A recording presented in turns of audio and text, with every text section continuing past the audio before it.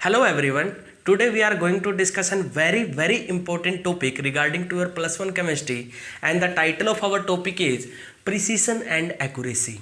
Dear student, every measurement are associated with certain extent of uncertainty and one would like the results more precise and accurate.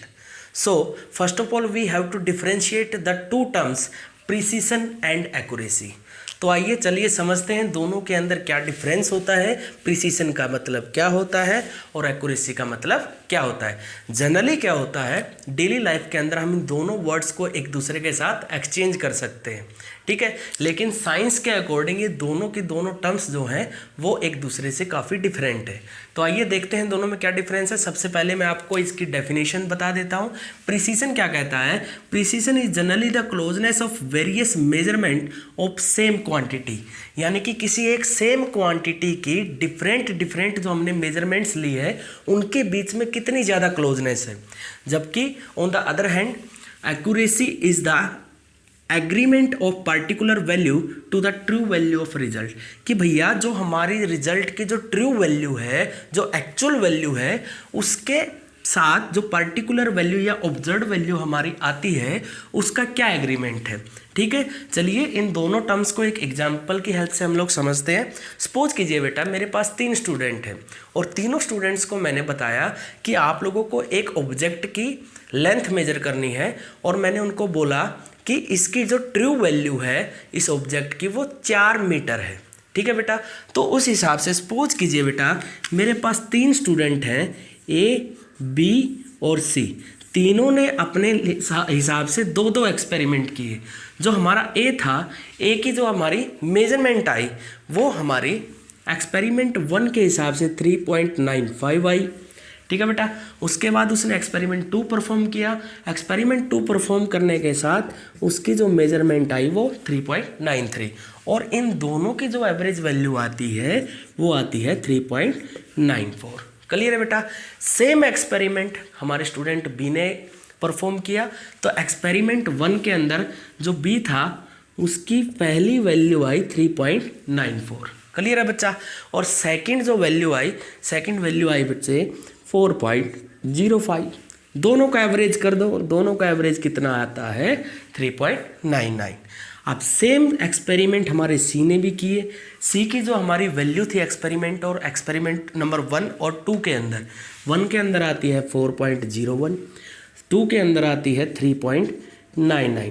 जब इन दोनों value का average लेंगे तो average होगा 4.00, जबकि हमारी जो ट्रू वैल्यू थी, ट्रू वैल्यू कितनी थी बेटे 4.00 मीटर। क्लियर है बच्चे। तो यहाँ पर इसको एक्सपेरिमेंट 3 मत मानिए, इसको एवरेज वैल्यू मानिए। क्लियर है बच्चे। तो जब एवरेज निकाला तो एवरेज हमने देखा कि भैया जो एक्यूरेट एवरेज आया है वो सी के द्वारा किए गए एक्सपेरिमेंट्स का आया है। क्लियर है बच्चे। तो यहाँ से हम क्या कंक्लूड कर सकते हैं, ज़रा देखिएगा।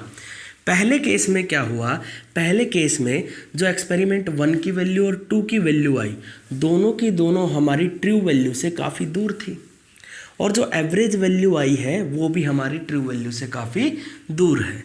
लेकिन यहाँ पर एक्सपेरिमेंट 1 और 2 की वैल्यू एक दूसरे के काफ़ी क्लोज है, तो इस वजह से मैं कह सकता हूँ ए ने जो एक्सपेरिमेंट किया वो एक्सपेरिमेंट प्रिसाइज तो था लेकिन एक्यूरेट नहीं था।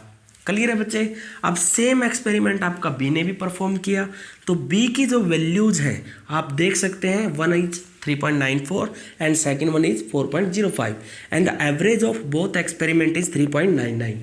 तो यहाँ पर देखिए दोनों वैल्यूज एक दूसरे के पास पास भी नहीं है, और जो हमारी एवरेज वैल्यू है वो ट्रू वैल्यू से काफ़ी दूर है। तो इस वजह से मैं बोल सकता हूँ ना तो ये प्रिसाइज है और ना ही ये एक्यूरेट है। क्लियर है बच्चे। अब थर्ड एक्सपेरिमेंट जो सी ने परफॉर्म किया था उसको देखते हैं। सी के अकॉर्डिंग क्या है, यहाँ पर 4.01, ये आपका 3.99, दोनों एक दूसरे के क्लोज हैं भैया, तो प्रिसाइज तो है एक्सपेरिमेंट। उसके बाद जो इसकी एवरेज वैल्यू आई वो हमारी ट्रू वैल्यू के बिल्कुल एग्जैक्ट है। तो यहाँ पर मैं कंक्लूड कर सकता हूँ कि ये मेरा जो एक्सपेरिमेंट था ये प्रिसाइज भी था और एक्यूरेट भी था। तो इस तरीके से हम लोग एक्सप्लेन कर सकते हैं प्रिसाइज और एक्यूरेसी को, और बता सकते हैं इन दोनों टर्म्स के अंदर क्या डिफरेंस है। अगर आपको और अच्छे से समझना है तो आइए एक और एग्जाम्पल ले लेते हैं, उस एग्जाम्पल की हेल्प से आप लोगों को काफ़ी अच्छे से समझ में आ जाएगा। चलिए बेटा अगले एग्जाम्पल को समझते हैं। सपोज कीजिए बेटा, आपने अगर आर्चरी के गेम को देखा हो तो वहाँ पर उन लोगों को एक इस तरीके का टारगेट दिया जाता है, और हम लोग क्या करते हैं, टारगेट को हिट करते हैं किसके द्वारा, एरोज के द्वारा। तो यहाँ पर अलग अलग प्रोबेबिलिटीज़ बन रही हैं, आइए एक एक को हम लोग समझ सकते हैं। तो यहाँ पर जो रेड आपको सर्कल दिख रहे हैं, रेड डॉट जो दिख रहे हैं छोटे छोटे, ये बताते हैं कि हमने जो टारगेट हिट किया वो कहाँ पे किया। क्लियर है। तो फर्स्ट केस के अंदर आप देख रहे हैं सेंटर के अंदर क्या है बेटे, सेंटर के अंदर हमारी जो टारगेट वैल्यू या मान लीजिए जो रियल वैल्यू थी वो आती है। तो एग्जैक्ट वैल्यू एक्चुअल में हमें हिट कहाँ करना था, सेंटर के अंदर, और हम हिट कहाँ कर रहे हैं, अलग अलग जगह पे। तो आइए देखते हैं फर्स्ट केस के अंदर क्या हुआ। फर्स्ट केस के अंदर आप देख रहे होंगे जो हमारे जो हिट किया हमने टारगेट, वो रियल वैल्यू के आसपास तो था, लेकिन वो सारी वैल्यूज एक दूसरे के पास नहीं थी। तो यहाँ पर ये आपका जो टारगेट है या जो आपकी वैल्यू आई है आपके हिट करने की, वो एक्यूरेट तो है। क्यों? क्योंकि आपके रियल वैल्यू के आसपास है, लेकिन प्रिसाइज नहीं है। क्यों नहीं है? क्योंकि प्रिसाइज वर्ड जो है वो एक्चुअल में हम लोग यूज करते हैं मैकेनिकल टूल्स के लिए, कि आप उस रियल वैल्यू के कितने पास तक मेजर कर सकते हो। ठीक है बेटा। तो यहाँ पर देखिएगा ये सारी वैल्यूज एक दूसरे के आसपास नहीं है, तो इस वजह से ये वाला मेजरमेंट जो था ये एक्यूरेट तो था लेकिन प्रिसाइज नहीं था। सेकंड केस में देखिएगा बेटे, यहाँ पर ये हमारी जो है रियल वैल्यू या टारगेट वैल्यू है। क्लियर है। तो आप देख रहे होंगे जो हमने टारगेट हिट किया वो इस रियल वैल्यू से काफ़ी दूर था, इस टारगेट वैल्यू से काफ़ी दूर था, लेकिन सारे के सारे जो हमारे निशाने थे वो एक दूसरे के बिल्कुल पास थे। तो यहाँ पर एक्यूरेसी में वर्ड यूज़ नहीं कर सकता, लेकिन प्रिसीजन मैं यूज कर सकता हूँ। तो ये वाला जो मेरा मेजरमेंट था ये एक्यूरेट नहीं था, लेकिन क्या था, प्रिसाइज था। क्लियर है बच्चे। थर्ड केस में देखिएगा बेटे, जब मैंने हिट किया टारगेट को तो एक निशाना इधर लगा, एक निशाना इधर लगा, एक निशाना इधर लगा, एक लगा इधर। तो यहाँ पर जो मेरी टारगेट वैल्यू थी उससे ये सारे के सारे निशाने काफ़ी दूर थे। तो इस वजह से मैं बोल सकता हूँ ना तो मैं एक्यूरेसी तक पहुँचा और ना ही प्रिसीजन तक। तो ये वाली मेजरमेंट जो है ये ना ही एक्यूरेट है ना ही ये प्रिसाइज है। और लास्ट केस के अंदर क्या हुआ बेटे, जब मैंने हिट किया तो हिट करने के बाद सारे के सारे निशाने जो हैं वो एग्जैक्ट टारगेट वैल्यू के ऊपर लगे। तो इस वजह से, और सारे के सारे एक दूसरे के पास भी है भाई, तो इस वजह से इस तरीके का मेजरमेंट जो है वो एक्यूरेट भी होगा और प्रिसाइज भी होगा। क्लियर है बच्चे। तो ये होता है basic difference between precision and accuracy.